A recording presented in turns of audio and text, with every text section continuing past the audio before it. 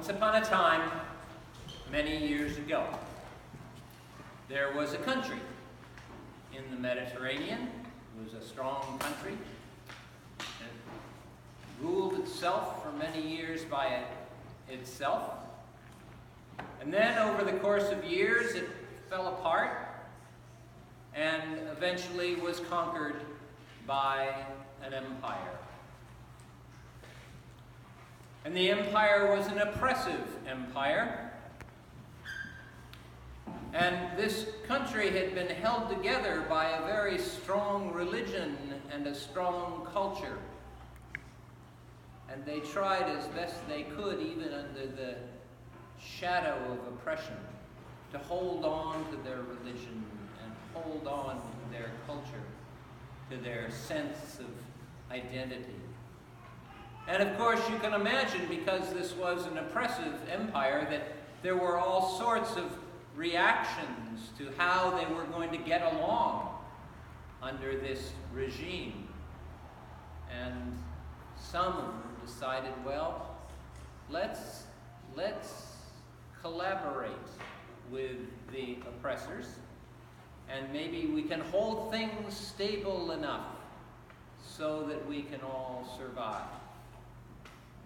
And others said, let's fight the oppressors.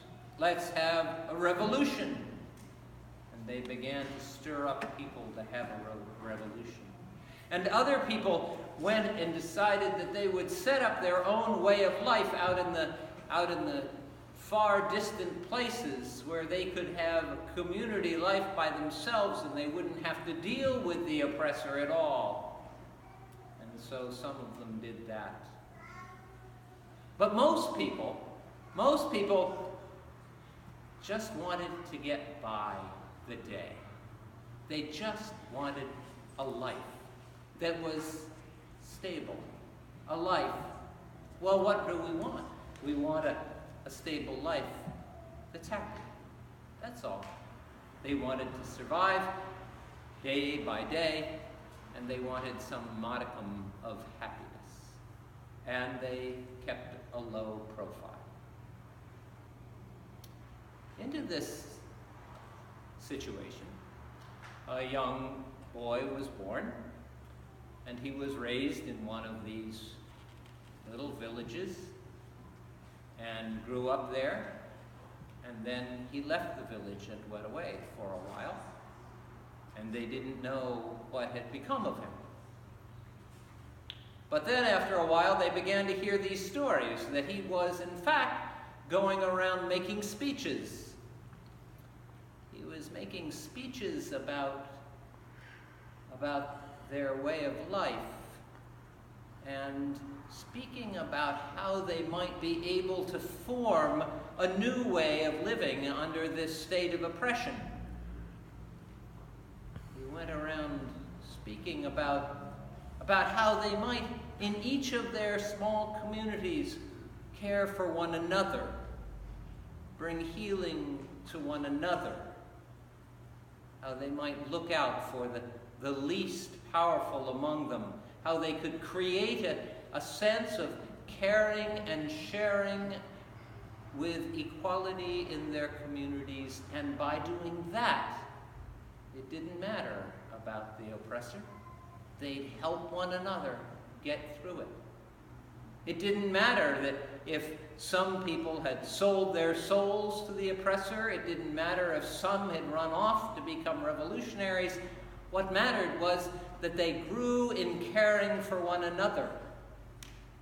And everyone had their problems, of course. Everyone had their aches and pains, and their losses, and their injustices. And they began to listen to this vision that this man talked about. And he began to gather around him a group of people who began to try to live it.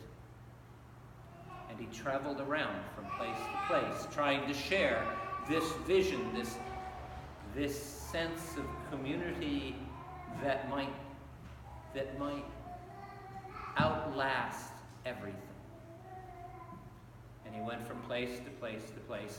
And one day, he was by this big lake, and they decided they would go over to the other side. And he and his followers, that were now quite numerous in number, and they were looking to get away for a little bit, and they tried to cross over, but the crowds along the shore that had heard so much about him ran around and greeted him on the other side. So he got off the boat with all those followers, and he went up this little mountain there, and he sat down, and he was going to begin to teach about his vision, calling them forward into this way of life.